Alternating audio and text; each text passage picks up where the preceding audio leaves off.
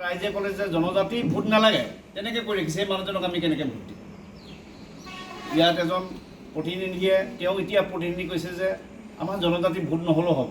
আমাক তেনেকৈ কৰি ৰাখিছে, ৰাইজক আমি বুজাব নোৱাৰিম এতিয়া।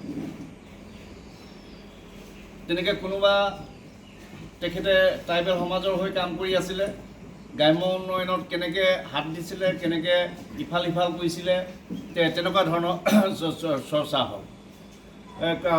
বিশ্বাসত ল'ব নোৱাৰি। আৰু কোনোবাই কৈছে আমি সুৰক্ষিত নহয়। গতিকে এতিয়া ৰাইজে ক'লৈ যাব? এতিয়া ক'লৈ যাব, কি কৰিব?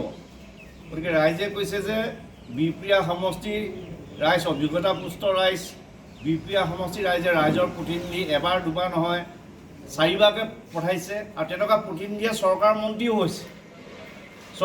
হৈছে। গতিকে ৰাইজৰ আহ্বানৰ প্ৰতি সঁহাৰি জনাই আপুনি ৰাইজৰ প্ৰাৰ্থী হিচাপে এই নিৰ্বাচনত অংশগ্ৰহণ কৰিব লাগে বুলি কৈছে।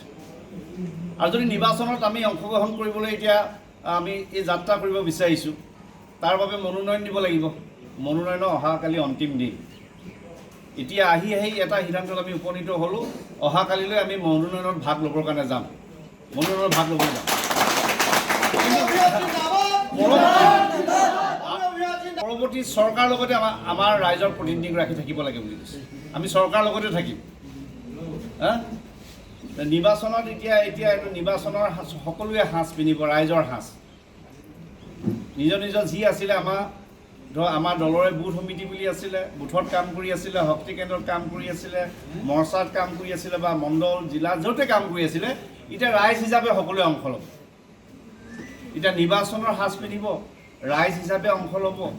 আৰু ৰাইজে নিজৰ পৰিয়ালটো, নিজৰ ওচৰ চুবুৰীয়াক, নিজৰ আত্মীয় কুটুম্বক কেনেকৈ এক কৰিব পাৰে, ৰাইজে সেই কাম কৰিবৰ কাৰণে দায়িত্ব লৈছে। গতিকে মই চিম্বলিক হিচাপে, ৰাইজৰ চিম্বল হিচাপে তাত থাকিব লাগে বুলি কৈছে। ৰাইজৰ চিন্তাখিনি মোৰ যোগেদি প্ৰকাশ হ'ব লাগে বুলি কৈছে। ৰাইজৰ চিন্তাখিনি মই আহি থকা দিনত প্ৰতিনিধিত্ব কৰিব লাগে বুলি কৈছে। গতিকে আমি ৰাইজৰ ঊৰ্ধত কোনো নহয়, আমি ৰাইজৰ মাজৰে এজন। মই যোৱা 5টা বছৰ প্ৰতিনিধি হৈ আছোঁ যদিও বিধায়ক শব্দটো মোৰ মুখত নোলায়। মই ৰাইজৰ মাজৰ এজন বুলি কওঁ। আমি নিমিত্ত মাথোন, আমি তেনেই সামান্য।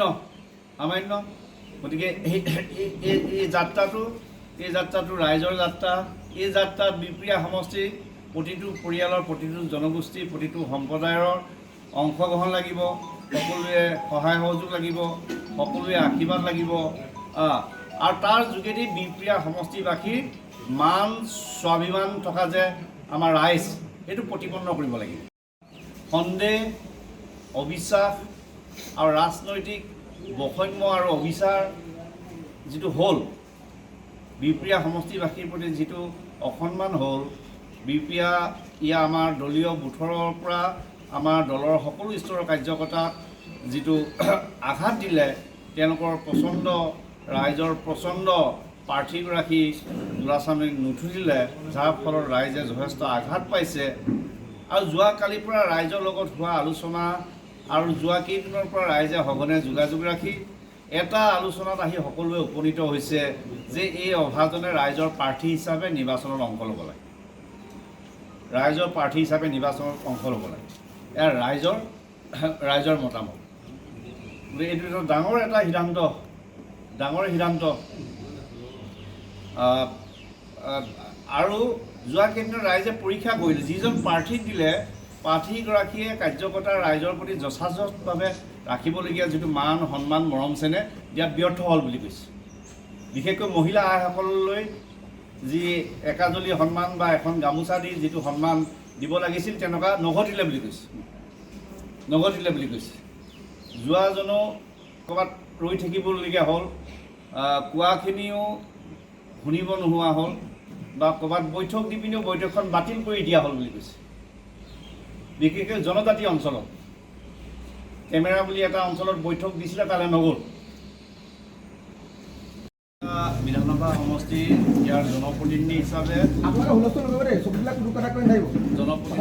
মই আজি 3 ভাগ কৃতজ্ঞতা শৰাই অনুষ্ঠান ৰাখিছিলোঁ। আমাৰ দলীয় কাৰ্যকৰ্তা, পঞ্চায়ত প্ৰতিনিধি আৰু আপোনাৰ পৌৰসভাৰ প্ৰতিনিধি, আৰু নাগৰিকসকলক লৈ সকলোৰে লগতে অন্তৰংগ আলাপ হ'ল আৰু যোৱা 5টা বছৰ সফলতাৰ বৰ্ষ হিচাপে যি আগবঢ়াই দিলে বিহপুৰীয়া সমষ্টিৰ প্ৰতিটো পৰিয়ালৰ প্ৰতিজনে প্ৰতিটো জাতি জনগোষ্ঠী প্ৰতিটো সম্প্ৰদায় নিৰ্বিশেষে সকলো শ্ৰেণী ৰাইজৰ পৰা যিখিনি সহায় সহযোগিতা মৰম চেনেহ আশীৰ্বাদৰ মাজেৰে 5টা বছৰ বিকাশ আৰু সমন্বয় যাত্ৰাৰ সফলতাৰ বৰ্ষ হিচাপে আমি আগবঢ়াই লৈ যাব পাৰিম, যাৰ ফলত বিহপুৰীয়া সমষ্টিত যোৱা 52টা বছৰে নোহোৱা তেনেকুৱা বিকাশ আৰু উন্নয়ন হ'ল। আৰু এই বিকাশ আৰু উন্নয়ন কৰা সম্ভৱ কৰি তুলিব পাৰিলোঁ আমি দুইখন চৰকাৰ, ভাৰত চৰকাৰ আৰু অসম চৰকাৰ, নৰেন্দ্ৰ মোদী ডাঙৰীয়া চৰকাৰ, ডক্টৰ হিমন্ত বিশ্ব শৰ্মা ডাঙৰীয়া চৰকাৰৰ যিখিনি আমি আঁচনি পালোঁ বা যিখিনি সহযোগিতা পালোঁ, তাৰ বাবে আমি বিহপুৰীয়াখনক বিকাশ আৰু উন্নয়নৰ এটা ধাপলৈ আমি আগবঢ়াই লৈ যাব পাৰিলোঁ। আৰু যে বিহপুৰীয়াটো যে বিকাশ আৰু উন্নয়ন হৈছে তাৰ মাপকাঠি নিৰূপণ কৰিবৰ কাৰণে সুযোগ বিচাৰি আছিলোঁ, কেনেকৈ পাম। অৱশেষত গৈ পিনি আমাৰ সমষ্টিত যিটো আমাৰ যোগাযোগ ব্যৱস্থাত যে আমাৰ বিশেষকৈ যদি ৰেল সেৱাত যদি আমি কথা পাতোঁ তেতিয়াহ'লে আমাৰ ৰাজধানী ৰেলৰ ষ্টপেজটো আমাৰ সমষ্টিত নাছিল আৰু মোৰ কাৰ্যকালত সেই ৰাজধানী ৰেল ষ্টপেজটো পালোঁ। সেইটোৱে নিৰ্ণয় কৰি বুলি মই ধৰি লৈছোঁ যে আমাৰ সমষ্টিটো উন্নতি জখলালৈ আগবাঢ়িব পাৰিছে আৰু বহুতো আগবাঢ়িব লাগিব।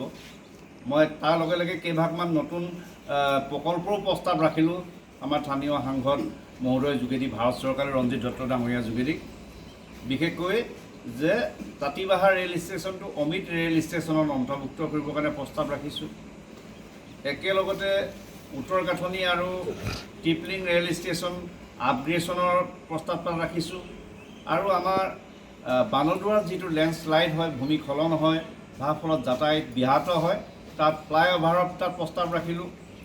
আৰু নাৰায়ণপুৰ বিহপুৰীয়াত এতিয়া ট্ৰেফিকটো হৈছে, ভৱিষ্যতে আৰু ট্ৰেফিক হ'ব, তাৰ বাবে মাধৱপুৰৰ পৰা আমাৰ ধোৱাহাট বেলগুৰি সত্ৰ সেইফাললৈ আমি যাতে এভাগ বাইপাছ কৰা হয় তাৰ বাবে প্ৰস্তাৱ ৰাখিলোঁ। আৰু বিহপুৰীয়া সমষ্টিত যাতে এভাগ সৈনিক শিক্ষানুষ্ঠান যাতে হয় তাৰ বাবে প্ৰস্তাৱ ৰখা হয়।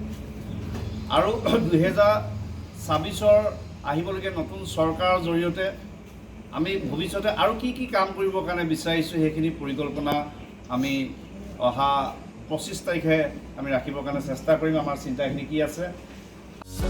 যিকোনো খবৰৰ বাবে যোগাযোগ কৰক আমাৰ এই নম্বৰত 9181 307 2221।